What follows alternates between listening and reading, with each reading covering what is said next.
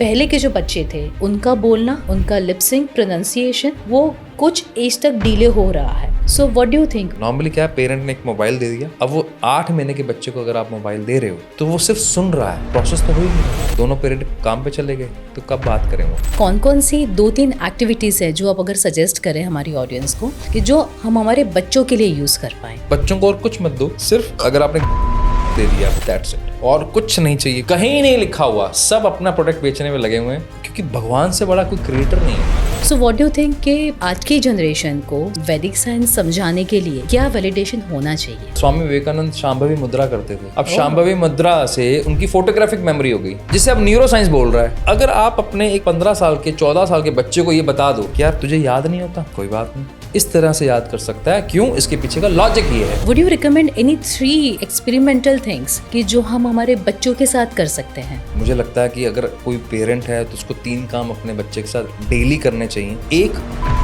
और फिर उसको एक मंत्र बुलवाना है जो 62 सेकंड से लेकर 90 सेकंड लगते हैं, वो करवाइए तो आप देखेंगे बच्चे की रीडिंग, राइटिंग एंड कंसंट्रेशन तीनों इम्प्रूव हो जाएगा। सो मुझे ये जानना है विकास जी कि आप बात कर रहे हैं ब्रेन की एंड वैदिक साइंस की, राइट? आप बात कर रहे हैं न्यूरो साइंस की एंड वैदिक साइंस की। So how do you define वो वैदिक साइंस एंड न्यूरो साइंस कैसे अलग हैं? मैम, जितना भी हमारा मेडिकल साइंस है या जी न्यूरो साइंस है, जी। मैं अगर सबसे ऑडियंस से पूछूं, आपसे पूछूं, वो डिस्कवर कर रहा है या इन्वेंट कर रहा है? डिस्कवर कर रहा है वो। राइट। अच्छा, डिस्कवर किसे कर रहा है? जिससे ऑलरेडी हमारे शास्त्र बता के जा चुके हैं। बहुत सारे लॉज हैं, जैसे लॉ ऑफ ग्रेविटेशन है, ऑलरेडी इस पे बात हो चुकी है। यहाँ से जब सूरज की डिस्टेंस की बात होती है वो ऑलरेडी इस पे बात हो चुकी है। अच्छा, हम जब अपने पंचकोश की बात करते हैं, ऑलरेडी अब जाके मेडिकल साइंस ने बोला कि हमारा एक नर्वस सिस्टम है जिसके 2 पार्ट हैं, एक सिंपैथेटिक नर्वस सिस्टम, एक पैरासिम्पैथेटिक नर्वस सिस्टम, जिसको हम ऑलरेडी बता चुके हैं। तो कुल मिला के जो न्यूरो साइंस है वो उसको वैलिडेट कर रही है। और क्योंकि हम भारतीय हैं तो हमें वेस्टर्न से आई हुई चीज़ बहुत पसंद आती है ना। Sure. तो हमें लगता है कि जब तक वो वैलिडेट ना कर दें तब तक हम मानेंगे नहीं। जैसे अभी तक हम मानते थे कि ये सांसों से क्या फ़र्क पड़ जाएगा, प्राणायाम से क्या ही फ़र्क पड़ जाएगा। अब नासा के कुछ रिसर्चर्स, हार्वर्ड मेडिकल की रिसर्चर्स बोल रही हैं, स्टैनफोर्ड की रिसर्चर्स बोल रही हैं कि इतना फ़र्क पड़ता है कि आप अपने पूरे जीवन की दिशा बदल सकते हो। इवन आप अपने डीएनए का नेचर बदल सकते हो, एपिजेनेटिक्स। तो ये कहाँ से आया? ये हम तो पहले ही बात कर चुके हैं। अब बोलते हैं कि आप ना 2 तरह की आपकी नर्व्स हैं जिसमें आप सांस लेते हो, यानी कि आपका लेफ्ट ब्रेन, एक राइट ब्रेन है। आप ब्रेन लूप्स को पे काम करते हो। हम तो पहले से कह रहे हैं कि हमारी ईड़ा नाड़ी है, एक पिंगला नाड़ी है, एक सुषुम्ना नाड़ी है, किससे कनेक्टेड है? अच्छा, न्यूरो साइंस बोलती है कि जो आपका राइट ब्रेन है वो क्रिएटिव ब्रेन है, करेक्ट। और हमारे शास्त्र बोलते हैं कि ये चंद्र नाड़ी से कनेक्टेड है। न्यूरो साइंस भी बोलती है कि हमारा जो लेफ्ट ब्रेन है वो लॉजिकल ब्रेन है, और हमारे शास्त्र बोलते हैं कि ये सूर्य नाड़ी से कनेक्टेड है। तो ऑलरेडी हम लोग तो बता चुके हैं। हाँ, उसका वैलिडेशन अब मेडिकल साइंस के थ्रू आ रहा है। तो ये आपस में इंटरकनेक्टेड है, इसमें तो कोई डाउट नहीं है। और इंटरकनेक्टेड किसके लिए? उनके लिए जिनको वैलिडेशन चाहिए। ट्रू। बट मुझे ऐसा लगता है कि जो आज की जनरेशन है जिसको हम जेन ज़ी बोलते हैं, राइट? तो उनको पता ही नहीं है कि वैदिक साइंस जैसे एक साइंस भी एग्जिस्ट करता है, बिकॉज वो लॉजिकली ऑपरेट हो रहे हैं। उनके लिए जो फैक्ट्स एंड फिगर्स हैं वही मैटर करता है। So what do you think कि आज की जनरेशन को स्पिरिचुअलिज्म, वैदिक साइंस समझाने के लिए क्या वैलिडेशन होना चाहिए? बहुत बढ़िया क्वेश्चन है ma'am, thank you for asking this question. क्या होता है कि जैसे मान लीजिए मौसम चेंज हो गया, वेदर अभी चेंज हो रहा है, तो हमें मालूम है कि इस समय अदरक, काली मिर्च, हल्दी हमारी हेल्थ के लिए अच्छा है, लेकिन कितनी? तो वही अगर उसके ऊपर प्रिस्क्रिप्शन पे लिखा हो कि 1 ग्राम हल्दी with Luke warm water is healthy for your immune system, तो उस पर लिखा हुआ है, वो मेडिकल रिसर्च ने बता दिया, लेकिन हमारे यहाँ पे पहले दिया हुआ है। तो हम लोग उसको क्या मानते हैं कि हमारा जो जेंजी है, कि हमारे यहाँ पे पूछते भी नहीं। जैसे मेरा 15 साल का बेटा है, वो मुझसे पूछ ले, अरे मैंने कह रहा हूँ ना तेरे को, मैंने बोल दिया ना, बस ले ले इसको। तो उसको लॉजिक नहीं पता लगा। तो ये गलती एक्चुअली में हमारी है। हमें उनको ना वैलिडेट करना चाहिए, उनको रीज़न देने चाहिए। यार इससे ना आपकी लार्ज इंटेस्टाइन पे फ़र्क पड़ेगा, स्मॉल इंटेस्टाइन पे फ़र्क पड़ेगा, अदरक का क्या रोल है, तुलसी का। मैं वो लेमन एग्जांपल लेने की कोशिश कर रहा हूँ जो घर में हो रहा है। ऐसे ही अगर आप बोलते हो प्राणायाम, तो प्राणायाम से फ़र्क क्या पड़ेगा? आपने बोला अग्नि त्राटक, क्यों करना है मेरे को अग्नि त्राटक?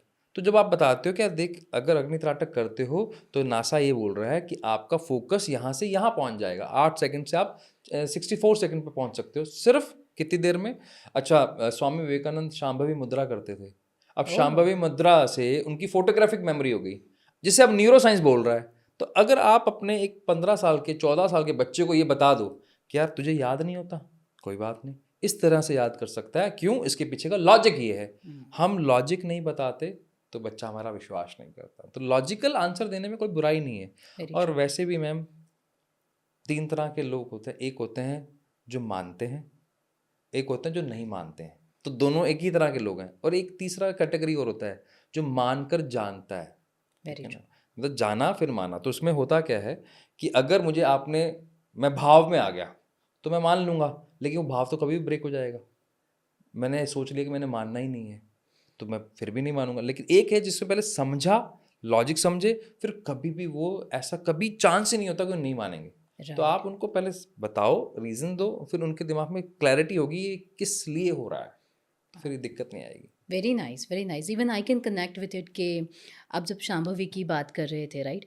अभी रिसेंटली सद्गुरु की जो इनर इंजीनियरिंग की प्रोसेस होती है 21 उसमें भी 21 मिनट्स का शांभवी मुद्रा प्रोसेस है। हाँ, बिल्कुल। इम्पॉर्टेंट है। बट क्या आपको ऐसा लगता है कि एक्सपीरियंस, न्यूरोसाइंस एंड वैदिक साइंस, अगर हम तीनों को एक लाइन में रखते हैं, राइट, तो वैदिक साइंस समझने के लिए वो एक्सपीरियंस न्यूरोसाइंस के थ्रू होना चाहिए? अभी ना हमारे यहाँ पर जितने भी बच्चे आ रहे हैं, जिसको अब थोड़ा लॉजिकल हम अगर समझने की कोशिश करें, जी। तो उनका ये फ्रंटल कॉर्टेक्स बड़ा है। Hmm. What is a frontal cortex? जहाँ से हमारी सोचने समझने की ताकत आती है, सवाल आते हैं। जैसे अभी हम नीचे थे, जब आपके साथ आपका बेटा था, जी। उसने हर बात पे एक सवाल किया, क्यों? Very true. दो ही तरह से हो सकता है, मैंने बोल दिया, और एक या उसके क्यों का आंसर दीजिए। तो वो लॉजिकल हैं। तो जितना आप लॉजिकली आंसर दोगे, और लॉजिकल आंसर कहाँ से आएगा? या तो आपने शास्त्र पढ़े हो, वो आपने पढ़े नहीं है, तो कम से कम न्यूरो साइंस पढ़ लीजिए। न्यूरो साइंस बहुत ईजिली, बहुत, क्योंकि हर संडे के पेपर में लिखा हुआ आता है आजकल, ये वाला काम क्यों करना है, अगर आपके लाइफ में ये प्रॉब्लम आ रहा है तो क्यों, पेपर में भी आ रहा है। तो आपने अगर वो भी पढ़ लिया, पढ़ के बता दिया, तो आपका प्रॉब्लम सॉल्व हो जाएगा। उसको जिस दिन ये पता लगेगा ना यार, न्यूरो साइंस उस चीज़ को वैलिडेट कर रही है जो हम लिख चुके हैं, उसका ट्रस्ट अपने ही धर्म के प्रति, अपने ही रिचुअल्स के प्रति, अपने ही बुजुर्गों के प्रति, पुराने हमारे जितने स्क्रिप्चर्स उनके प्रति और बढ़ जाएगा, क्योंकि उसका वैलिडेशन स्ट्रांग होगा, उसके बाद रीजंस होंगे, तो ना मानने का कोई कारण ही नहीं हुआ। और फिर एक्सपीरियंस तब और बढ़ जाता है। जैसे मैंने गूगल पे लिखा चाय पीने के बेनिफिट, ट्रू। तो मुझे वो मिलेगा। मैंने लिखा चाय पीने का नुकसान, तो मेरा इंटेंट किस चीज़ से डिसाइड होगा? मेरे करने से, एक्सपीरियंस से। तो मुझे एक्सपीरियंस तो करना ही पड़ेगा। तो मेरा इंटेंशन को सेट करने के लिए न्यूरो साइंस हेल्प करेगा। करके जो बेनिफिट मिलेगा, तो मेरा ट्रस्ट अपने स्क्रिप्चर्स पे और ज़्यादा बढ़ जाएगा। तो ये पूरा एक एक डॉट टू डॉट सर्कल है। या। तो अगर सर्कल को पूरा करना है तो हर डॉट को टच करना पड़ेगा। Excellent, excellent. And would you recommend any three experimental things कि जो हम हमारे बच्चों के साथ कर सकते हैं? बहुत सुंदर है ये। मुझे लगता है कि अगर कोई पेरेंट है तो उसको 3 काम अपने बच्चे के साथ डेली करने चाहिए। एक, उसकी सुबह सुधार देनी चाहिए। सुबह का मतलब ये है कि जब आप बिस्तर से खड़े होते हो, 2 ही तरीके से खड़े हो सकते हो। या तो हड़बड़ाहट में, जल्दबाजी में, घबराहट में, जल्दी, जल्दी, जल्दी, जल्दी। या फिर ये है कि आप उसको ये शोकेस करते हो कि यार सुबह उठना है, उस परमपिता परमात्मा का धन्यवाद देना है कि हम उन लोगों में से हैं जिन्हें आज का जीवन मिला है। और फिर उसको एक मंत्र बुलवाना है जो, अच्छा, संस्कृत का न्यूरो साइंस ये बोलती है, संस्कृत से आपका लॉजिकल ब्रेन और आपका टेम्पोरल लोब दोनों एक्टिव होता है। तो जब वो आप एक संस्कृत का श्लोक बुलवा दो, कराग्रे वस्ते लक्ष्मी कर मध्य सरस्वती वाला पूरा एक श्लोक करवा दिया, या जिसको भी आप मानते हो वो आपने करवा दिया, और वो सिर्फ 30 सेकंड के लिए शुक्राना कर रहा है। आपका 4 साल का बच्चा, 8 साल का बच्चा, 10 साल का बच्चा अपने पिता को करते हुए देख रहा है, अपनी माता को करते हुए देख रहा है, तो उसकी सुबह हमेशा थैंकफुल रहने वाली है। अच्छा, जिसके मन में थैंक यू का भाव है, तो उसके मन में क्या किसी के प्रति भी घृणा आएगी? सवाल ही नहीं होता। और बच्चों का बहुत सिंपल है, वो जो देख रहे हैं वो देख कर सीख रहे हैं। तो पहला काम तो ये करना चाहिए। दूसरा ये करना चाहिए उनको, जब भी वो खाना खाते हैं, तो हम आजकल ये बोलते हैं ना यार, ध्यान से कर ले कोई काम, ध्यान लगा ले, ध्यान से पढ़ाई कर ले। ये सिखाने के बजाय सिर्फ एक काम कर दें कि एक टाइम का खाना, बिना टीवी, बिना मोबाइल के। आप साथ में नहीं खा पा रहे, वो आपकी मर्जी है, आपका टाइम अलाउ नहीं कर रहा, मर्जी है, लेकिन एक टाइम का खाना बिना किसी गैजेट के, मतलब पूरा ध्यान आपका खाने पे। और लास्ट में है एक सोना। जब आप सोने जाते हो, सोते वक्त अगर आप सिर्फ उसको इतनी आदत डाल दो कि यार आज से हमने स्व अध्ययन करना है। स्व अध्ययन मतलब आंखें बंद की और अपने बारे में जानना है कि आज पूरा दिन मेरा कैसा गया, सुबह उठा तो क्या किया, शाम को क्या किया, दोपहर में क्या किया, किससे मैंने कैसे बात की। इससे बेनिफिट ये मिलता है कि मुझे अब आपसे नहीं जानना कि मैंने क्या गलत किया है। अब मुझे खुद से वाओ! पता लग जाएगा कि अब मैंने ये गलत किया और ये सही किया, और मेरे सबकॉन्शियस माइंड में वो चीज़ें क्लियर हो जाएंगी। तो ये 3 अगर काम कर लिए, मुझे लगता है लाइफ लॉन्ग उससे किसी भी तरह की लाइफ कोचिंग की ज़रूरत नहीं पड़ेगी। I think so. Great, great learning. I mean I would say आपने जो भी अभी 3 बात करी, being an individual and being a parent, हम ये चीज़ को हमारे सन के साथ ऑलरेडी अप्लाई कर रहे हैं कहीं न कहीं। सो उसमें हो ये रहा है कि हमें वो विज़िबल रिज़ल्ट उसके साथ दिखता है, ट्रू। राइट? अ, हम ब्रेन डेवलपमेंट की बात कर रहे थे, तो ये हम उसके बिहेवियर की, एक्सपीरियंशियल लर्निंग की बात कर रहे हैं। व्हाट डू यू थिंक, अगर आप मुझे कुछ ऐसे 3 चीज़ें बता पाएँ, हमारी ऑडियंस को 3 चीज़ें बता पाएँ कि जो उनके ब्रेन डेवलपमेंट के लिए, हुँ, उनकी एकेडमिक परफॉर्मेंस के लिए काम करेगा? ओके। एकेडमिक परफॉर्मेंस जो इंडिया में है ना, वो मेज़र की जाती है 2 चीज़ों से। जी। स्पेशली एक से, उसका बेस 2 चीज़ें हैं। एक, आपने जो पढ़ा, आपको एग्ज़ाम के टाइम पे क्या उसको लिखना आता है? तो आपके यहाँ पे मेज़रमेंट कैसे होने वाला है? लिखा हुए से। या दूसरा, आप क्या सही तरह से पढ़ पा रहे हैं? और ये दोनों ही चैलेंज अब जो नई जनरेशन है उसके साथ बहुत बड़ा है। उसका पीछे का कारण बहुत सिंपल है, क्योंकि अब हमारी जो रीडिंग एबिलिटी है, due to some gadgets, due to some colourful society, वो धीरे-धीरे लो हो रही है। मैं लॉजिकली थोड़ा-सा बताने की कोशिश करता हूँ। भई हमारा बच्चा किस पे लगा हुआ है? एक ट्रिलियंस ऑफ कलर्स की स्क्रीन पर लगा हुआ है। और एक 6 इंच की स्क्रीन पर है या मैक्सिमम 10 इंच की स्क्रीन पर है, तो आई मोमेंट्स तो खत्म हो गए। कलर्स की आदत पड़ गई मैक्सिमम कलर पढ़ने की, और बुक लिखी होती है हमारी 4 कलर्स में। तो अगर मैं उसको लॉजिकली समझूं, जिस ब्रेन को मैंने ट्रेन किया ट्रिलियंस ऑफ कलर्स पे, उसको लॉजिकली अब फास्ट काम पसंद है, हाई कलर्स पसंद है, उसको वो बुक पढ़े नहीं जाएगी। तो वहां से उसका कनेक्ट नहीं बैठेगा। तो पहला तो पेरेंट को ये काम करना चाहिए, उसकी रीडिंग एबिलिटी बढ़ानी चाहिए। उसके लिए आंखों की बहुत सारी एक्सरसाइजेज होती हैं, वो आंखों की एक्सरसाइज करवाइए, जिससे इसका आई बॉल का मूवमेंट बढ़े, रीडिंग एबिलिटी बढ़े, तो रीडिंग स्पीड बढ़ जाए तो प्रॉब्लम खत्म हो जाएगी। ग्रेट। तो अगर आपको चेक भी करना हो तो मैं ऑडियंस के लिए एक टास्क दे देता हूँ, और आप ये चेक कर लीजिए आपका बच्चा किस एज में है। मान लीजिए वो 12 साल का बच्चा है आपका, और उसकी रीडिंग स्पीड अगर 140 वर्ड्स पर मिनट है, तो आप समझ लेना उस पर काम करने की ज़रूरत है। क्योंकि जब हम टॉपर्स को देखते हैं, तो हम देखते हैं उनका 320 वर्ड्स से लेके 400 वर्ड्स पर मिनट का स्पीड है। ओह! तो अगर इतना बड़ा गैप है, तो वो गैप के प्रॉब्लम ये रहेगा कि उससे एक ही चैप्टर जो 60 मिनट में पूरा हो जाना चाहिए, वो शायद बेचारा 4 घंटे में भी नहीं कर पाएगा। हुँ, तो जब रीडिंग नहीं हुई, तो ना तो उसको मैथ्स के सम समझ में आएंगे, ना उसको साइंस समझ में आएगी, ना उसे सोशल स्टडीज़ पढ़ी जाएंगी, ना उसे इंग्लिश पढ़ी जाएगी। तो इन चारों को सॉर्ट करने के लिए पहला तो रीडिंग को, एबिलिटी को, आइज़ की एक्सरसाइज करनी चाहिए। दूसरा आ जाता है हमारा सबसे इंपॉर्टेंट, जो मैंने पढ़ा है, समझा है या नहीं समझा मुझे नहीं पता, लेकिन एग्जाम में मार्क्स उसी के मिलेंगे जो लिखा है। तो आपके जो बच्चों की जो हाथों की जो ताकत है, पहले हम क्या करते थे, बच्चे को साथ बिठाते थे, चल मटर छील ले, या थोड़ा सा खीरा छील के दे दे, हुँ, सब्जी काट के दे दे, आटा गूंद के दे दे, तो वो सब बंद हो गए। बर्तन धुलवा लिए, तो पहले चलता था, तो उससे इन हाथों की ताकत बढ़ती थी। हुँ, तो आज वो है ही नहीं ग्रिप। वो ग्रिप नहीं है तो लिखने की आदत नहीं है, लिखने की आदत नहीं है तो मार्क्स नहीं मिलते। फिर पेरेंट्स कंप्लेन करते, बच्चा पढ़ता तो बहुत है, पता नहीं मार्क्स क्यों नहीं आते। तो हाथों की एक्सरसाइज करवाने के लिए मैं तो यही कहूँगा कि आप एक अपने पास कोई भी पौधा रखिए गार्डनिंग के लिए, उसको गार्डनिंग की आदत डलवाइए, सब्जी कटवाइए, सब्जी छिलवाइए, आटा गुनवाइए, बर्तन धुलवाइए। नहीं अगर वो होता, फिर हाथों की एक्सरसाइज करवाइए, ग्रिपर दे दीजिए। ये हुँ, 2 बहुत इंपॉर्टेंट है। और लास्ट है कंसंट्रेशन के लिए। उसके लिए जो मुझे लगता है कि भ्रामरी से ऊपर कुछ नहीं है। तो बच्चों को भ्रामरी करवानी चाहिए पढ़ने से पहले। ओके, जब भी पढ़ने बैठें, उसके 5 राउंड भ्रामरी के होने चाहिए। लगभग इसको अगर करेंगे तो अप्रॉक्स 62 सेकंड्स लगते हैं, अगर ढंग की ब्रेथ है तो। नहीं तो आप 90 सेकंड तक भी कर सकते हो, उससे कम टाइम में भी कर सकते हो। लेकिन 5 राउंड करने में लगभग 62 सेकंड से लेकर 90 सेकंड लगते हैं। वो करवाइए तो आप देखेंगे बच्चे की रीडिंग, राइटिंग एंड कंसंट्रेशन तीनों इंप्रूव हो जाएंगे। तो ये तीनों चीज़ें करनी चाहिए। Great. And I think every parent, हर एक पेरेंट के लिए ये तीनों चीज़ें इक्वली इम्पॉर्टेंट है, बिकॉज़ आजकल जब बच्चों को मेजर किया जाता है आउटर वर्ल्ड में, and it is ironical to say that कि पेरेंट भी आउटर वर्ल्ड में ही बच्चों को जज करते हैं एग्रीड। कि उसका परफॉर्मेंस कैसा है, वो बिहेव कैसे कर रहा है, वो कैसा एकेडमिक में परफॉर्म कर रहा है, वो स्पोर्ट्स खेल रहा है या नहीं खेल रहा है। मुझे ऐसा लगता है कि एक इंडिविजुअल को मेजर करने के लिए सिर्फ आउटर चीज़ें नहीं होनी चाहिए, वो क्या सोच रहा है, वो क्यों सोच रहा है, अ, उसके बिलीफ क्या हैं, उसका बिहेवियर क्या है। बहुत सारी चीज़ें हमें देखनी चाहिए जब हम एक एज अ ह्यूमन बीइंग को देखते हैं, बट हम उसको सिर्फ एक छोटा बच्चा है या एक इंसान की तरह हम उसको कंसिडर नहीं करते, वहाँ पे शायद वो अथॉरिटी आ जाती है।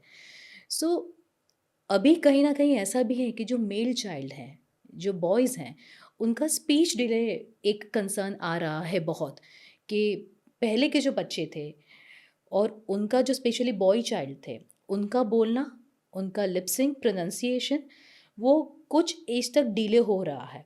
So what do you think, उसके लिए एक मेजर रीज़न क्या होना चाहिए, उसका एक मेजर रीज़न क्या होना चाहिए, और उस वो पेरेंट के लिए हम क्या सोल्यूशन दे सकते हैं?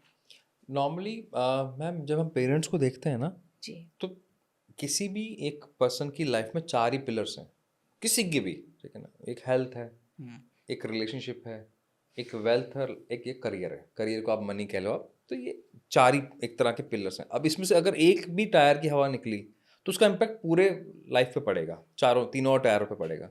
तो नॉर्मली जितने भी पेरेंट्स हैं वो खुद डिससेटिस्फाइड हैं, या तो उनकी हेल्थ को लेके चैलेंज है, या वो उतना पैसा नहीं कमा पा रहे हैं, या उनके आपस के रिश्तों में खटास है। तो वो जो पूरा का पूरा प्रेशर पड़ता है वो कहाँ जाता है? वो आने वाले जनरेशन पर जाता है। और दूसरी जो मैंने, क्योंकि मैं तो मेट्रो में अभी शिफ्ट हुआ हूँ, मैं तो आई बिलोंग्स टू टायर 3 सिटी, तो वहाँ पर तो इस तरह का कल्चर नहीं है। फिर भी मैं जब यहाँ आता हूँ तो देखता हूँ, यहाँ भी जब हमारे भारत में एक लाइन लिखी जाती है, अतिथि देवो भव। घर पे एक अतिथि आ रहा है, उसको भगवान मानते हैं, और जब हम किसी को अपनी लाइफ में इनवाइट कर रहे हैं, अपनी वॉर्म में इनवाइट कर रहे हैं, तो वो बहुत बड़ी बात है। लेकिन उसका प्रोसेस हमने ब्रेक कर दिया। वो प्रोसेस बहुत बहुत प्योर था। अब लोग ड्रग्स करके वो कर रहे हैं कंसीविंग की प्लानिंग, या अनप्लैंड हैं, या वो किस और थॉट में हैं, वो लस्ट में हैं। तो देखो उसका इम्पैक्ट आपके डीएनए पे पड़ता है। ओह। अच्छा, मैं इसको और सिंप्लीफाई कर देता हूँ। जब भी किसी को शुगर होती है, जब वो डॉक्टर के पास जाता है, तो 2 सवाल पूछे जाते हैं। पहला, क्या आपकी फैमिली हिस्ट्री में किसी को शुगर है? दूसरा, क्या आप तनाव लेते हैं? दोनों चीज़ें क्या हैं? ये आपके डीएनए को डेप्लिसिट कर रही हैं, डीएनए को और कमज़ोर कर रही हैं। तो आप कमज़ोर डीएनए से एक ताकतवर डीएनए कैसे बना सकते हो? संभव ही नहीं है। तो पहले तो आपको अपने ऊपर काम करना पड़ेगा। जो वो लोग हैं जो अभी पेरेंट नहीं बने, तो उनको पहले अपने ऊपर काम करना चाहिए, ताकि आप कभी तभी किसी को इनवाइट करो। भाई मेरे घर में खाने को खाना नहीं है, मैं क्यों इनवाइट करूं? अब मैंने अपने आप को ताकतवर बना लिया, मेरे घर में खाना है, मेरे घर में व्यवस्था, तब मैं गेस्ट इनवाइट करूं, तब आप प्लानिंग करो, उससे पहले मत करो। दूसरी बात, अब आपके आ ही गया है, तो ऑब्वियसली फिर यहाँ पर बहुत बड़ा रोल आपका अब ये है कि आप कितना समय बिताते हैं। नॉर्मली क्या है, पेरेंट ने एक मोबाइल दे दिया, अब वो 8 महीने के बच्चे को अगर आप मोबाइल दे रहे हो, तो वो सिर्फ सुन रहा है, प्रोसेस तो हो ही नहीं रहा। बोलने का मौका कब मिल रहा है? दोनों पेरेंट काम पे चले गए, तो कब बात करें वो? तो बोलने का मौका नहीं मिल रहा। मेरे पास एक केस है ना, जी। दिल्ली से बिलोंग करते हैं, डिवोर्स केस चल रहा है, तो मैम जो है वो भी वर्किंग में है, और जो दोनों के बीच में बातचीत तो है ही नहीं, और जो बच्चा है वो मेड के साथ रहता है, और जो मेड है वो नाइजीरियन है। तो बच्चे को हिंदी बोलनी नहीं आती, या तो इंग्लिश आती है या नाइजीरियन लैंग्वेज आती है, क्योंकि वो उनके कार्टून कौन से चलते हैं वो नाइजीरियन लैंग्वेज में। बच्चे को, यानी कि एक 3 साल का बच्चा हिंदी नहीं जानता, और उसको पूरा बोलना भी नहीं आता, तो उसको मौका ही नहीं मिल रहा। अच्छा, जिसके साथ कम्युनिकेट कर रहा है उसके पास हिंदी नहीं है। तो ये एक बहुत बड़ा चैलेंज है। तो आपको ये समझना पड़ेगा कि आप कितना उसके साथ कम्युनिकेट कर रहे हैं।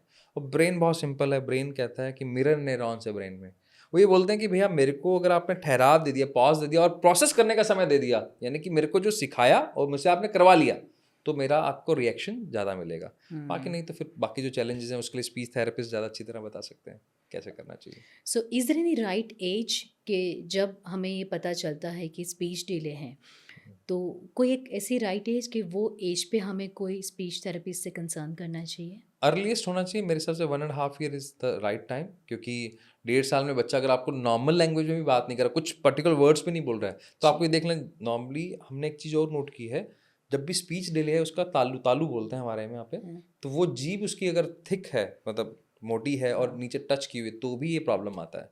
उसके लिए तो सही एज यही है कि उस समय ही आपको इसका ट्रीटमेंट करवाना पड़ेगा। ओके। और जो जीभ की एक्सरसाइजेज हैं, टंग की एक्सरसाइजेज हैं, 3 साल की उम्र में नॉर्मली स्पीच थेरेपिस्ट एक लाइफ में एंटर कर जाता है। तो वो 1.5 साल से 3 साल की उम्र में आपको पता लग जाना चाहिए तालु, और उसके बाद जब आपको उसकी प्रैक्टिस जो हेल्प लेनी है वो जितना अर्ली हो सके उतना अर्ली होना चाहिए। Great, great. एंड अभी हम स्क्रीन की बात कर रहे थे बिकॉज़ आज के टाइम में हर एक पेरेंट को screen is the biggest issue. तो मैं आपसे जानना चाहूँगी कि what is the right age कि जब बच्चे को स्क्रीन दिखाना चाहिए, any sort of screen, mobile phone, TV, कुछ भी। एंड एवरेज अगर हम बात करते हैं कि बच्चे को स्क्रीन टाइम दे, तो कितना टाइम का स्क्रीन टाइम होना चाहिए? मैम बहुत आइडियल अगर चलेंगे तो वैसे ही घबरा जाएंगे क्या पॉसिबल नहीं है, इनको लगेगा अरे कहाँ खाना खिलाने पॉसिबल नहीं है, आप कहाँ से बातें कर रहे हो। तो आइडियली तो देखो न्यूरो साइंस तो मना करती है बिलो 7 ईयर्स, अलग अलग रिसर्चेज हैं इसके ऊपर, तो बिलो 7 ईयर्स अलाउ नहीं है। लेकिन अब तो किंडरगार्टन स्कूल्स के अंदर एलईडी स्क्रीन्स लगी हुई हैं, तो आप सोच सकते हो कि जो कथनी और करनी में जो फ़र्क है वो बहुत बहुत फ़र्क। बड़ा है और कितनी देर का है। तो एक्चुअली स्क्रीन टाइम को मैं थोड़ा सा अलग इसको क्लैरिटी दे देता हूँ। स्क्रीन टाइम जो हम मानते हैं, अगर आप लर्निंग के लिए है और बड़ी स्क्रीन है तो मैं उसको स्क्रीन टाइम नहीं काउंट कर रहा हूँ। करेक्ट। ठीक है, अगर मेरा मेरा बच्चा मोबाइल पे लगा हुआ है और मोबाइल पर वो कोई गेम खेल रहा है या फिर रील स्क्रॉल कर रहा है, मैं उसको स्क्रीन टाइम मानता हूँ। Great, okay. तो स्क्रीन टाइम मान लो वो बच्चे को आपने 32 इंच का टीवी, वो लगभग 10 फीट की दूरी पे है, तो उसके लिए स्क्रीन टाइम वो नहीं है। क्योंकि उसकी स्क्रीन टाइम से मेरा पर्पस ये है, ऑडियंस को भी क्लियर कर दूं, अगर आपकी आई बॉल्स मूव कर रही हैं हुँ, तो ठीक है, कम नुकसानदायक है वो स्क्रीन। जो ब्लू रेज का नुकसान है वो तो होना ही है करेक्ट। वो, लेकिन आई बॉल्स मूवमेंट करनी चाहिए। अगर वो बंद हो गया है बिकॉज ऑफ द छोटी स्क्रीन, तो फिर प्रॉब्लम, तो चाहे वो किसी एज में भी हो, आपकी एज हो, मेरी एज हो, कोई भी एज हो, तो ड्राई आइज हो जाएंगी, स्पेक्स लग जाएंगे, अर्ली एज में प्रॉब्लम्स होनी शुरू हो जाएंगी, तो प्रॉब्लम है।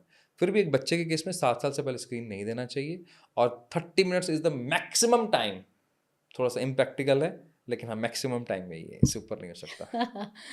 ग्रेट। आई थिंक मुझे ऐसा लगता है कि बीइंग अ पेरेंट भी कि नॉलेज होना एक बार ज़रूरी है बिकॉज़ बहुत सारे पेरेंट्स को ये भी नहीं पता है कि कितना स्क्रीन टाइम होना चाहिए और कितना नहीं होना चाहिए। तो आज नहीं तो कल ग्रेजुअली वो उसको कम भी कर सकते हैं। लेट्स से मेरा बेटा आज 3 घंटे स्क्रीन टाइम कर रहा है, स्क्रीन देख रहा है, एजुकेशन के लिए नहीं, खेलने के लिए। तो एटलीस्ट मैं ग्रेजुअली उसको 2 and half hour, 2 hours, 1 and half hour, 1 hour कर सकती हूँ। बट चैलेंज ये हो जाती है कि पेरेंट को सब आज के आज चाहिए, अभी चाहिए। अभी चाहिए। हाँ।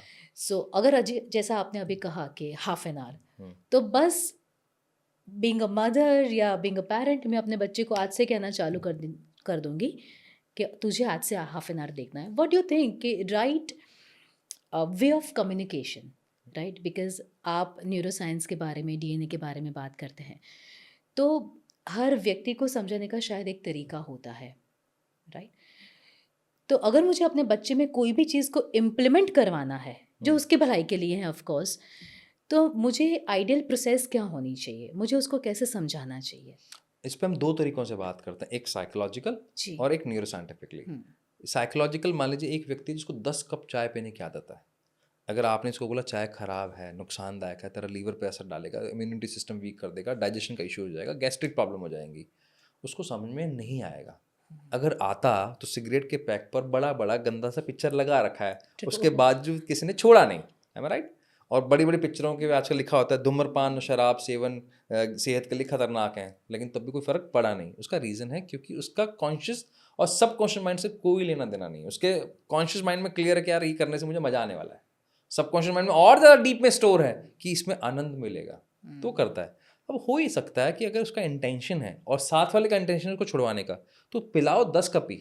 पहले आप 30 ml पिला रहे थे, उसको आप 25 ml कर दो, 20 ml कर दो, और उसके बाद 10 ml कर दो। तो चाय की क्वांटिटी कम कर दो ना, जैसे किसी को सिगरेट छोड़नी हो। अब सिगरेट छोड़ना या मोबाइल का एडिक्शन छोड़ना, अगर आप बच्चा 2.5 घंटे देख रहा है, तो आप 2.5 घंटे से 2:20 पे लेके आओ, उसको 10 मिनट का कट पता ही ना लगे, फिर 10 मिनट का और, मतलब उसको आप 90 दिन में डिवाइड करो। आप सोच रहे हो तुरंत हो जाए, पॉसिबल नहीं। तो साइकोलॉजिकली किसी को सिगरेट छुड़वानी है तो उसको आपने इतना ही बोलना कि पूरे दिन में अगर आप 8 सिगरेट पी रहे हो, 9 सिगरेट पी रहे हो, तो आप हाफ में खत्म करोगे इसे। आप पियो 8 ही, लेकिन हाफ पियो, अब आप पूरी मत पियो, तो उसको पता नहीं लगेगा। तो ग्रेजुअली आप जब कट डाउन करते हो इतना, नॉर्मली जैसे किसी को मीठा छुड़वाना हो, चाय में वो 2 कप चीनी 2 चम्मच चीनी लेता है, तो आप 1.5 कर दो ना, 10 मिलीग्राम कम करो, उसको पता ही नहीं लगेगा। 15 मिलीग्राम करो, फिर आप 1 चम्मच पे आ जाओ। तो ग्रेजुअली जब भी कोई चीज़ कट डाउन होती है, उसका रीज़न ये है मैम ब्रेन ना हमारा किसी भी ऐसे सिचुएशन से हमेशा घबराता है जो उसने कभी नहीं देखी है। अननोइंग सिचुएशन से उसने डर लगना ही लगना है, तो उसके पीछे वो रीज़न दे देगा, अरे सिगरेट नहीं पीना तुझे दिक्कत हो जाएगी, चाय नहीं पी तो दिक्कत हो जाएगी, अगर मोबाइल नहीं देखा तो फोमो क्रिएट हो जाएगा, मुझे पता ही नहीं लगेगा अभी सोसाइटी में क्या चल रहा है, या मेरा बच्चा को ऐसा लगेगा यार ये वाला कार्टून मिस कर दिया तो फिर बाकी मेरे बच्चे मजाक उड़ाएंगे कि तुझे इसके बारे में पता ही नहीं है। तो वो इसलिए है क्योंकि ब्रेन को पता ही नहीं है।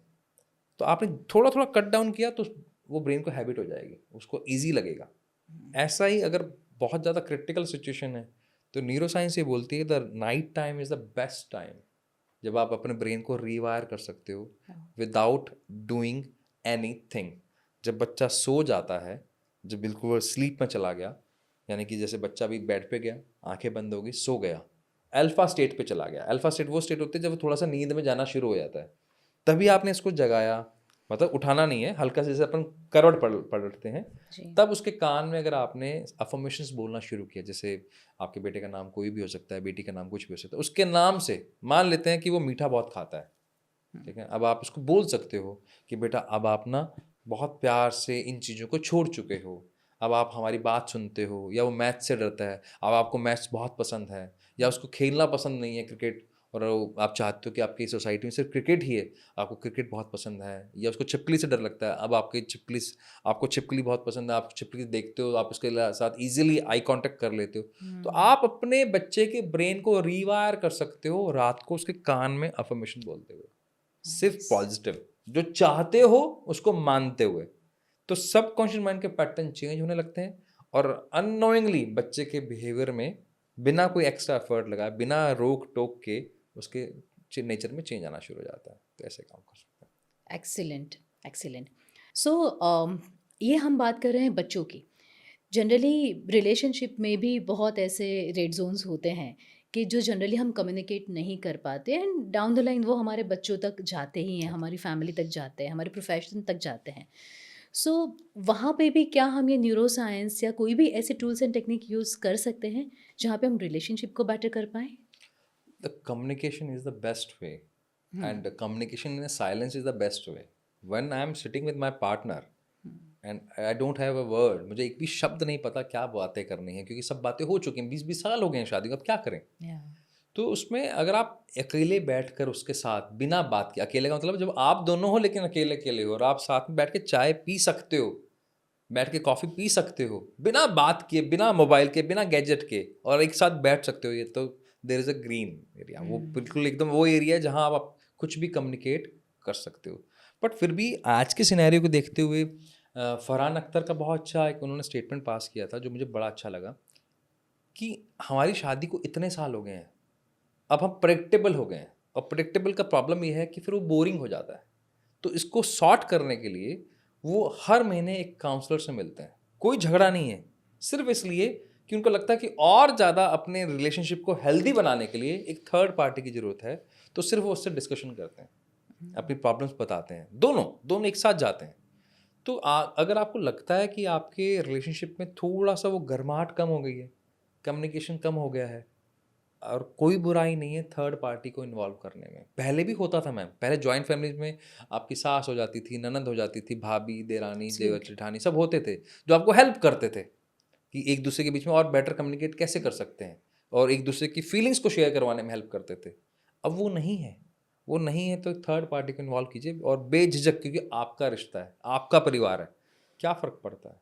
तो अगर आप इन्वॉल्व करेंगे तो आपको और हेल्प मिलेगा, बहुत सारे आसपास वो करना चाहिए। वेरी प्रैक्टिकल तरीका तो नाइस, यही है, वेरी नहीं तो नाइस। फिर या इवन ये होता है कि जैसे जैसे लाइफ आगे चलती जाती है, क्योंकि शुरुआत में हम कोई और एक फेज़ में होते हैं, वो एक ड्रीमी वर्ल्ड में होते हैं, एक आध साल में रियलिटी सामने आ जाती है हर एक कपल की लाइफ में।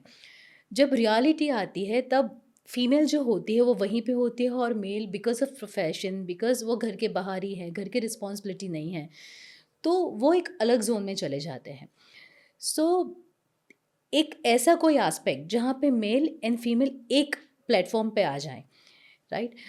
क्या आपको लगता है कि कोई ऐसी 3 एक्टिविटी, चाहे वो स्पिरिचुअलिटी को लेके हो सकती है, चाहे वो कोई स्पोर्ट्स को लेके हो सकती है, चाहे वो कोई हॉबी को लेके हो सकती है, कुछ ऐसी 3 चीज़ें जो हम सजेस्ट कर पाएँ वो कपल्स के लिए जिन्होंने ऑलरेडी लाइफ़ के 5 साल 10 साल एक साथ गुज़ार दिए हैं।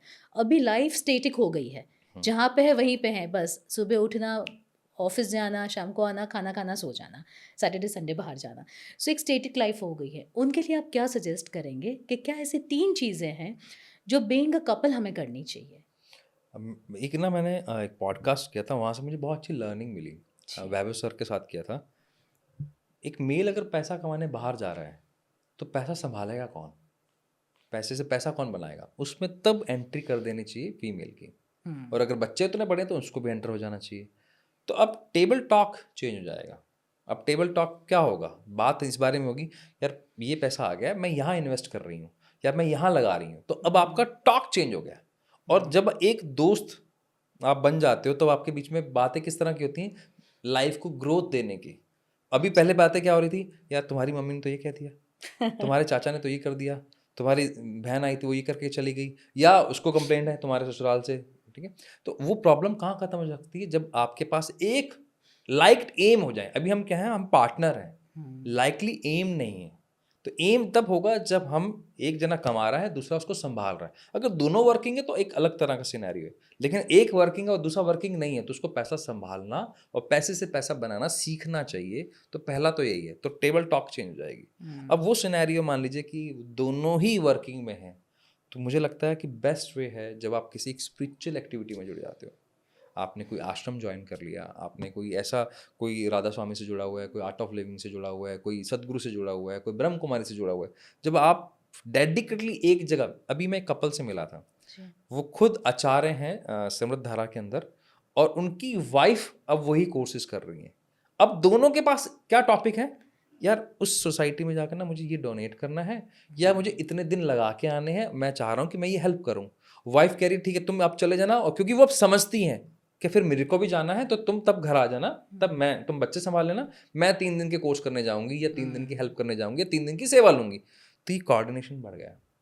दूसरा, दोनों को सबसे इंपॉर्टेंट स्पेस मिल गया अपना अपना, क्योंकि वो अलग अलग भी जा रहे हैं, साथ भी जा रहे हैं, लेकिन अपने अपने स्पेस में हैं। और प्रॉब्लम तब होती है, अच्छा जब एक ना ह्यूमन साइकोलॉजी है, जब आप दूर होते हो तब पास आने की इच्छा ज़्यादा ज़्यादा। होती है। जैसे आपको घर काटने को दौड़ रहा है, या। आप 7 दिन के लिए बाहर जाते हो और 5वें दिन लगता है घर चलते हैं यार, बस यार अभी स्विट्जरलैंड भी अच्छा नहीं लग रहा, अब घर ही चलते हैं। वो क्यों? क्योंकि दूरी आपको अट्रैक्ट करती है। जो जितना ज़्यादा आप दूर होंगे उतनी जल्दी पास आने की इच्छा भी होगी। तो वो गैप को आपको फिल करना है, तो थोड़ा सा तो स्पेस चाहिए। देना चाहिए। तो स्पाइस अप तो तभी होगा। Very true. यही एक सिंपल तरीका है।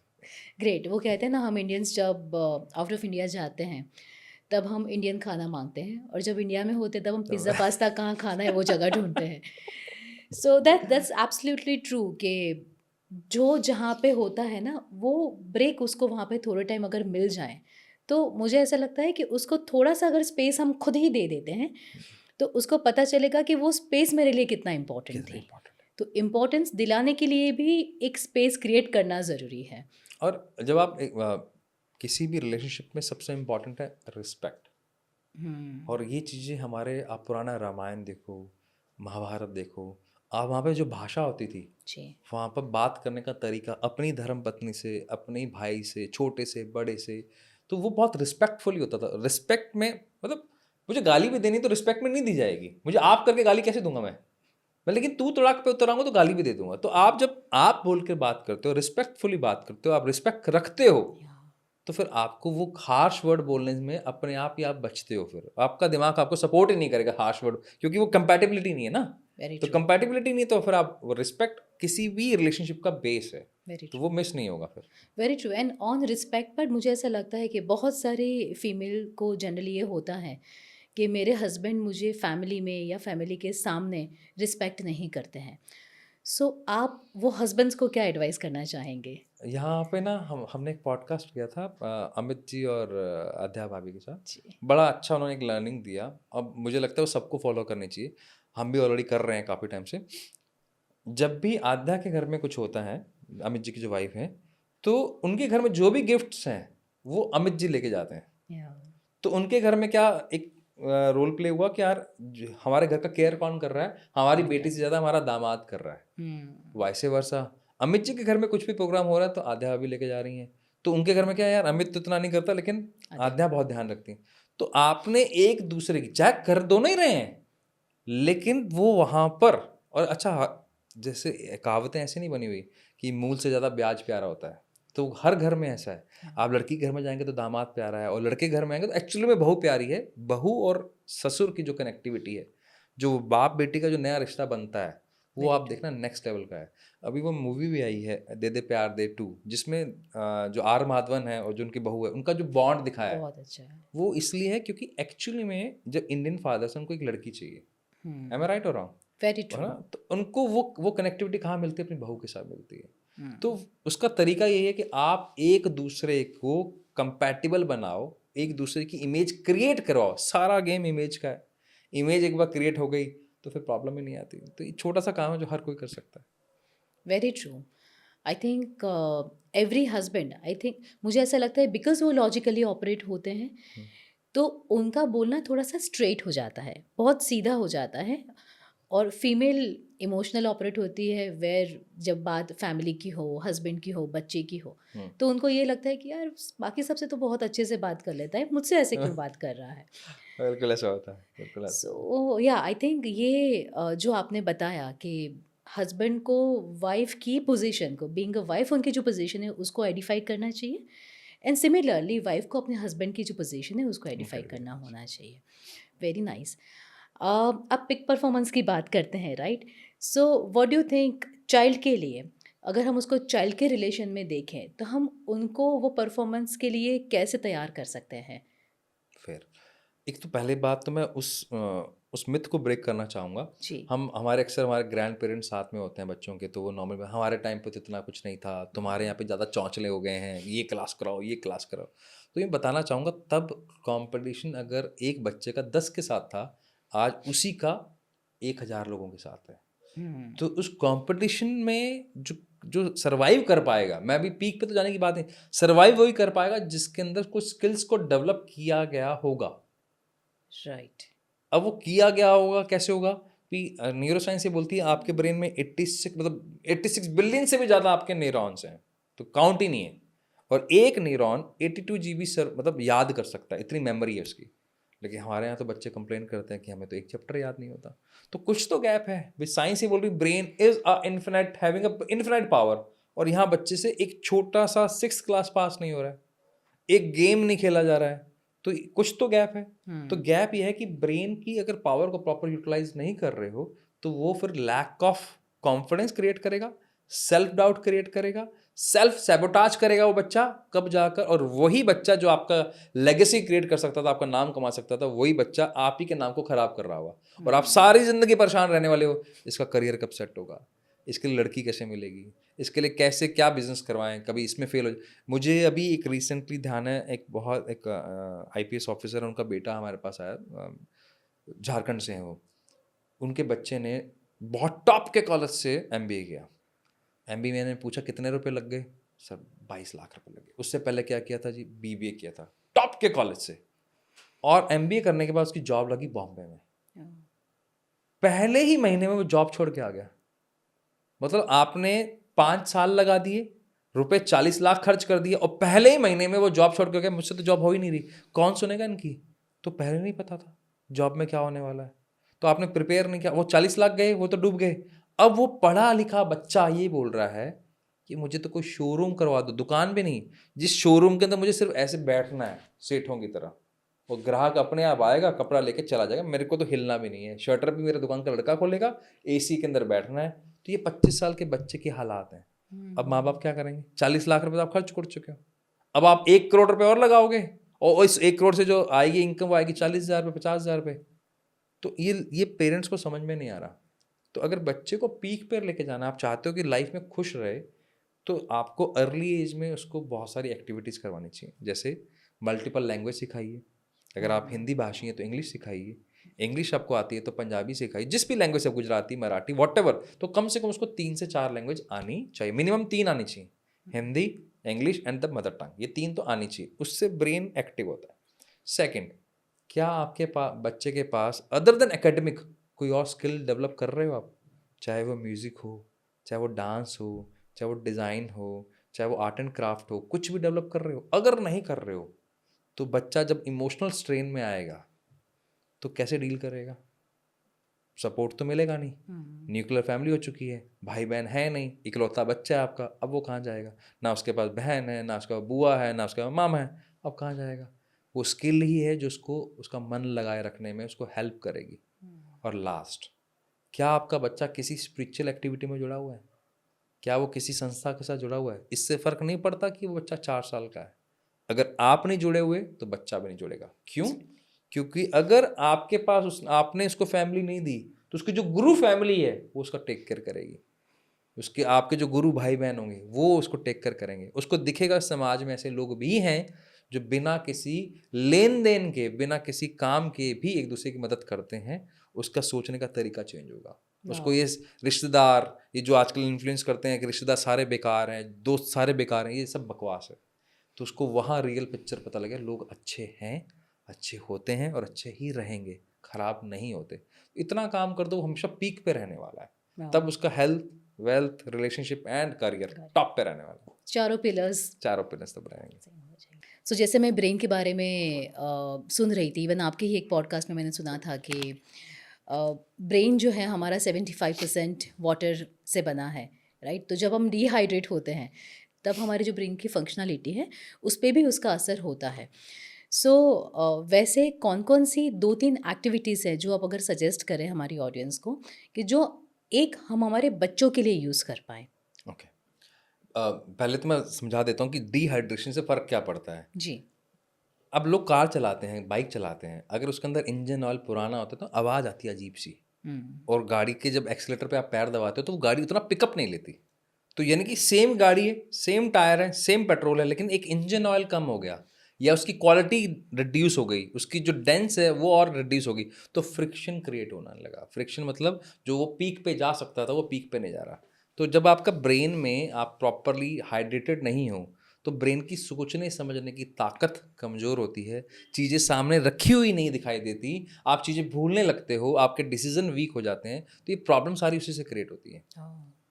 आपने बोला कि बच्चों को क्या करवाएं, मुझे मुझे कोई फैंसी वर्ड्स नहीं आते हैं। मैं इतना जानता हूँ कि न्यूरो साइंस ये कहती है, और गट को अगर सेट करना है तो आपको जो वेदर के अकॉर्डिंग, आपके इस समय ऋतु के अनुसार जो आपके आसपास फल फ्रूट आ रहे हैं वो आपको कंज्यूम करने चाहिए। आपके अब केरल में चले जाएंगे तो अलग तरह का खाना है, और अगर मैं गुजरात चला जाऊंगा तो अलग तरह का खाना है, लेकिन अगर आप पंजाब आएंगे तो आपको मक्की खानी पड़ेगी क्योंकि वो इस समय डाइजेशन के लिए इंपॉर्टेंट है। आपको मक्की के साथ सरसों, क्यों सारी ग्रीन वेजिटेबल आ रही हैं, पालक आ रही है, बथुआ आ रहा है, साग आ रहा है, क्यों आ रहा है? क्योंकि इस समय ग्रीन वेजिटेबल्स की ज़रूरत है। तो बच्चों को और कुछ मत दो, सिर्फ अगर आपने ग्रीन वेजिटेबल दे दिया या जो ऋतु के अनुसार जो फ्रूट्स आ रहे हैं वो दे दिए, दैट्स इट। और कुछ नहीं चाहिए, कुछ कोई बेरीज नहीं, कुछ नहीं, कहीं नहीं लिखा हुआ, सब अपना प्रोडक्ट बेचने में लगे हुए हैं, उससे कोई लेना देना नहीं है। इट्स हार्श ट्रुथ, बट क्योंकि भगवान से बड़ा कोई क्रिएटर नहीं है मैम। आप इंसानों ने जितनी भी चीज़ें बनाई उसमें सोडियम है, भगवान ने जितनी सब चीज़ें बनाई उसमें पोटेशियम है, तो उसको पता है कि कौन से कब क्या देना है, तो वही खिलाओ।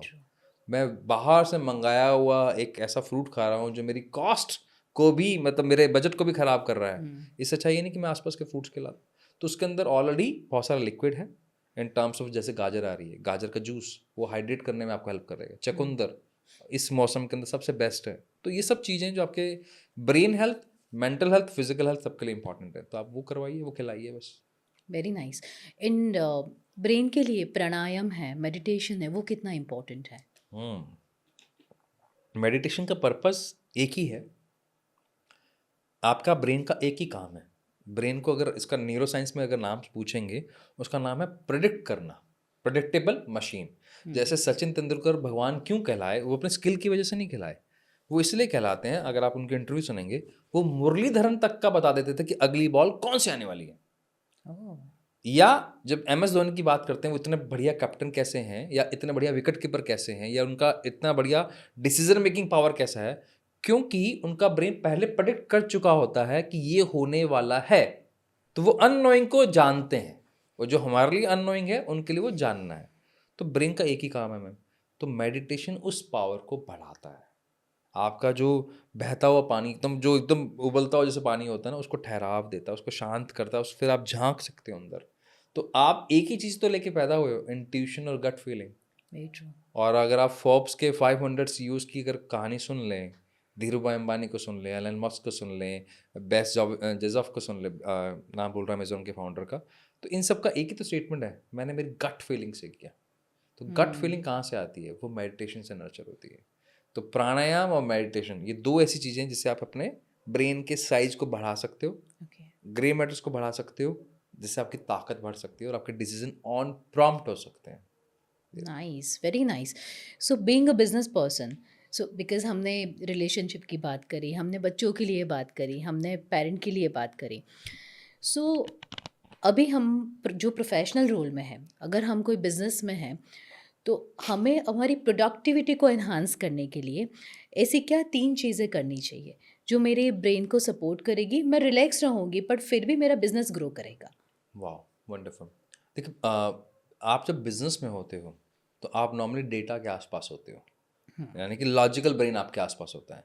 और जितने भी बड़े डिसीजन लिए गए हैं आज तक जितने भी किसी भी फाउंडर ने अगर कोई डिसीजन लिया है, वो सारे राइट ब्रेन से लिए हैं, यानी कि क्रिएटिव ब्रेन से लिए हैं, यानी कि प्रॉब्लम सॉल्विंग ब्रेन से लिए हैं, यानी कि उसने एम्पैथी सिंपैथी के आसपास सराउंडिंग से होकर लिए हैं, सिर्फ लॉजिकल ब्रेन से नहीं लिए। तो इस चीज़ को अचीव करने के लिए आपके पास आपकी परफॉर्मेंस को बढ़ाने के लिए आपका 3 एरिया होता है, एक होता है माइंड, एक होता है बॉडी और एक होता है ब्रेन। तो तीनों का एक अलाइंड होना बहुत जरूरी है, जिसको आप बोलते हैं मन, बुद्धि, चेतना। इन तीनों का एक अलाइनमेंट में होना जरूरी है। एक भी चीज़ आउट हुई तो आपकी परफॉर्मेंस डाउन हो जाएगी, चाहे आप खेल के मैदान में हैं, चाहे आप वॉर फील्ड पे हैं, चाहे आप अपने बिजनेस में हैं। तो इन तीनों को अलाइन करके कोई काम कीजिए जब भी करना है। तो उसके लिए कम से कम पहला आपके पास काम होना चाहिए अगेन कि आप मेडिटेशन लगभग 10 मिनट का डेली करें। जी। ठीक है। दूसरा सबसे इम्पॉर्टेंट है, आप कम से कम 10 मिनट की ब्रेन एक्सरसाइजेज जरूर करें। ब्रेन एक्सरसाइज में बहुत सारी एक्सरसाइजेज होती हैं, सुडोको है, लॉजिकल पजल्स हैं, ब्रेन जिम्स हैं, वो जरूर करें। And the third last is आप ग्रेटिट्यूड की प्रैक्टिस जरूर करें, क्योंकि मैंने लोगों के पास सब कुछ होते हुए भी उनको शिकायतें करते हुए सुना है। और हमारा काम काउंसलिंग करने का, पिछले 8 साल से 12,000 से ऊपर केसेस किए हैं, तो एक ही चीज़ नोट की है कि लोग सिर्फ शिकायतें करते हैं, अपनी इस करंट सिचुएशन से कभी खुश ही नहीं है। तो ग्रेटिट्यूड जितना कम होगा उतना आपके अंदर हैप्पीनेस हार्मोन्स कम होंगे, आपके सेरोटोनिन कम हो जाएगा, आपका मेलाटोनिन कम हो जाएगा, तो अल्टीमेटली आप ब्लिस कभी फील ही नहीं करोगे। या तो ये 3 अगर काम कर लिए तो आप तब अपने बिजनेस को हाई लेवल तक ले जा सकते हो, अचीवमेंट तक ले जा सकते हो आप। हम जब मेडिटेशन प्रोसेस की बात करते हैं तब बहुत सारी मेथड्स अवेलेबल हैं, बहुत सारे गुरुज अवेलेबल हैं, बट आइडियली ऐसा होता है कि अगर मुझे हर रोज़ प्रैक्टिस करना है तो मेरे पास उतना कोई टाइम नहीं है कि मैं कोई अ, गुरु को फॉलो करूँ या पर्टिकुलरली कोई मेडिटेशन प्रैक्टिस एवरीडे कर पाऊँ। तो अगर आप कोई ऐसी छोटी ट्रिक या टिप बता पाएँ कि जो दिन का 10-15 मिनट का टाइम है मेरे पास, वेदर इन द मॉर्निंग और बिफोर आई स्लीप, मैं वो अपनी लाइफ में अप्लाई कर पाऊँ। एक ना बहुत सुंदर एक्टिविटी है जिसपे ना आर्मी ने, यूएस आर्मी ने और हार्वर्ड मेडिकल स्टडी, दोनों ने, हार्वर्ड मेडिकल स्कूल ने, दोनों ने मिलकर एक पूरा का पूरा डेटा तैयार किया है, जी। रिसर्च की है, और वो की है सोल्जर्स के ऊपर। जब सोल्जर्स जब इराक में थे या बाकी टाइम पे जब यूएस आर्मी की जब भी कहीं बैटल फील्ड पे जाती है, तब आप उस टफ टाइम पर जब सामने से गोलियां चल रही हैं, थ्रेटनिंग है, लाइफ थ्रेटनिंग एक सिचुएशन है, आपकी जान जा सकती है, उस समय अपने ब्रेन को कैसे पीक पे लेके जाएं, आपका ब्रेन शांत भी रहे और फोकस भी रहे और आप डिसीजन भी फास्ट ले पाओ। तो उन्होंने एक प्रैक्टिस को फॉलो किया, that is called box breathing. तो ओके। बॉक्स ब्रीदिंग में बहुत सिंपल सा प्रोसेस है कि आपको 4 काउंट के लिए, मतलब कोई भी काउंट हो सकता है लेकिन वो स्क्वायर बनेगा। मान लीजिए आपने 4 काउंट के लिए सांस अंदर ली नाक से, तो आपने आंखें बंद की, 4 काउंट के लिए सांस अंदर ली, 1 2 3 4, फिर आपने अंदर ही होल्ड कर लिया, तो इसे बोलते हैं अंतः कुंभक। तो अंदर होल्ड कर लिया 4 काउंट के लिए, 1 2 3 4, फिर बाहर निकाला नाक से ही, तो 1 2 3 4, फिर बाहर रोक लिया, तो इसे बोलते हैं बाह्य कुंभक। ठीक है, 1 2 3 4, तो एक स्क्वायर बन गया। तो आपने इसके 11 राउंड्स कर लिए, तो आपका सोचने समझने की ताकत बढ़ जाती है, आपको नींद अच्छी आएगी, आपका ब्रेन एक्टिव रहेगा, आपको ब्रेन फॉग नहीं होगा, ब्रेन रॉट नहीं होगा, तो दोनों प्रॉब्लम्स खत्म हो जाएंगी आपकी, आपका डाउट खत्म हो जाएगा, इनफैक्ट आपके एंजाइटी जो क्रिएट होती है वो खत्म हो जाएगी। तो आप ये करिए। ग्रेट। सो अभी बस नया साल चालू होने पे हैं, 2025 ख़त्म होने पे हैं, 2026 स्टार्ट होने में है। सो ऐसी कोई आप 3 चीज़ें बताइए जो एवरी ह्यूमन बीइंग को अपनी लाइफ में 2026 में स्टार्ट करनी ही चाहिए। फिर एक काम करते हैं मैम, हमारे यहाँ पे बाय वन गेट वन चलता है, मेरे को 6 चीज़ें बताने दो। Wow excellent. ओके। सो वो 6 चीज़ों में आप ये बताइए 3 चीज़ के मैं क्या अभी प्रैक्टिस नहीं करूँ, क्या मुझे छोड़ना चाहिए? और 3 चीज़ क्या मुझे अप्लाई करना चाहिए? इसका ना, इस पूरे फॉर्मूला का नाम है पांडव, ठीक हुँ, है? हुँ। तो इसमें वो सारी चीज़ें आ जाएँगी। ग्रेट। जो नॉर्मली हमने देखा है, जो हमारे बिहेवियर में, अगर किसी किसी भी ह्यूमन बीइंग को अगर पीक पे जाना है और 2026 को उससे लगता है कि मुझे वो सारे चीज़ें करनी है, हेल्थ में भी क्रिएट करना है, वेल्थ भी क्रिएट, सब सब सही करना है, तो ये हमने इसमें वो सारा कुछ है। तो आपकी जो इम्पल्सिव बिहेवियर है, आप इमोशंस में आकर डिसीजन ले लेते हो, आप गुस्सा हो जाते हो, आपको एंजाइटी में आकर आप कोई गलत डिसीजन ले लेते हो, तो पी, पहला जो पांडव का पी है वो है आपको पॉज लेना है। आज के बाद आप लाइफ में कोई भी डिसीजन ले रहे हो, रिलेशनशिप के अंदर, बिजनेस के अंदर, तो आपने कम से कम 30 सेकंड का पॉज लेना है। वो पॉज ले लिया आपने, तब जाकर ही आपको डिसीजन ले पाओगे। तो पहला है पी। दूसरा है ए, पांडव में ए, क्या वो डिसीजन या वो एक्ट आपके एम्बिशन से कनेक्टेड है? तो आपके पास एम्बिशंस होने चाहिए। अगर आपके पास एम्बिशंस नहीं, आपके पास विजन नहीं है, तो दोस्त आप बिना पर्पस के लाइफ जी रहे हो, जिसको आपने बोला बड़ा स्टैटिक सी लाइफ है, सुबह गए शाम को आ गए, 2 दिन के लिए बाहर खाना पीना चले गए, तो वो स्टैटिक लाइफ, पर्पसलेस लाइफ है। तो एम्बिशन है आपके पास, और वो क्या एक्ट आपके एम्बिशन से कनेक्टेड है, उसको आप चेक कर लो।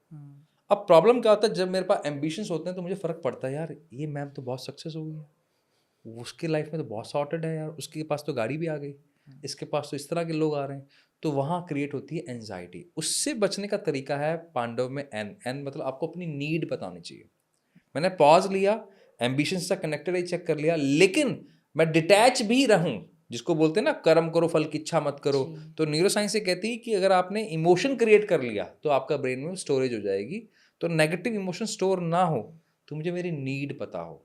तो नीड का मतलब होता है कि यार मेरी बेसिक नीड ये है कि मेरा धंधा अच्छा चलना चाहिए, मेरे मेरे परिवार में अच्छी बोलचाल होनी चाहिए, परिवार में एक हम रात को बैठे तो इकट्ठा डिनर कर पाएँ। इससे ज़्यादा मेरी नीड नहीं है। एक अच्छा घर हो, 3 कमरे का हो, 4 कमरे का हो, एक अच्छा घर हो। हाँ, मेरी इच्छा है कि मैं बंगला लूँ, हाँ, मेरी इच्छा है कि मैं ये गाड़ी लूँ, लेकिन मेरी नीड ये है, तो मेरा एंग्ज़ायटी लेवल कम हो जाएगा। तो यहाँ है लास्ट, उसके बाद फिर हम आते हैं अपने डी पर। डी क्या है, लोग सोचते बहुत हैं, फिर एनालिसिस पैरालिसिस का शिकार हो जाते हैं। सोचेंगे सोचेंगे, या इसमें ये फ़ायदा, इसमें ये नुकसान, ये जब इतना बढ़िया हो जाएगा तब करूँगा, उससे पहले नहीं करूँगा। तो डिसीजन नहीं ले पाते। तो डिसीजन लेना है, डिसीजन एक्ट लो, अभी डिसीजन ले लो। आपने एम्बिशन से कनेक्ट कर लिया, नीड भी होगी, अब डिसीजन कब लोगे? तो आपको तुरंत प्रभाव से डिसीजन लेना चाहिए। एक आता है, उसके बाद पांडव में ए आ जाता है, सेकंड लास्ट हमारा। हम जब डिसीजन ले लेते हैं, तो क्या आपने उसको ऐसा चेक किया कि उसका प्रभाव आपकी एसोसिएशन पे पड़ रहा है? अगर आपके डिसीजन का प्रभाव आपके आसपास के लोगों पे नहीं पड़ रहा, तो यानी कि आप डेंट तो क्रिएट नहीं कर रहे हो। तो यानी कि आप वो भी उस लाइन पे नहीं हो, आपके जो एम्बिशंस के साथ कनेक्टेड नहीं है। तो आपको एसोसिएशन का ध्यान रखना है। आपके एसोसिएशन में अगर ऐसे लोग हैं जो नेगेटिव हैं, 2025 में उनको अभी छोड़ दो। आपके एसोसिएशन में ऐसे लोग हैं जिनके साथ बैठ के आपकी एनर्जी डेप्रिसिएट हो जाती है, उनको अभी छोड़ दो। आपके एसोसिएशन में ऐसे लोग हैं, यार विकास तू कर सकता है कुछ, मैं कहा आप कुछ कर सकते हो, तो ऐसे लोग हैं तो उनको साथ में जोड़ के चलो। तो आपका एसोसिएशन। एंड लास्ट है जो सबसे इम्पॉर्टेंट है, सोने से पहले अपने सारे प्रोसेस को वेरीफाई करो, क्या आप सही कर रहे हो?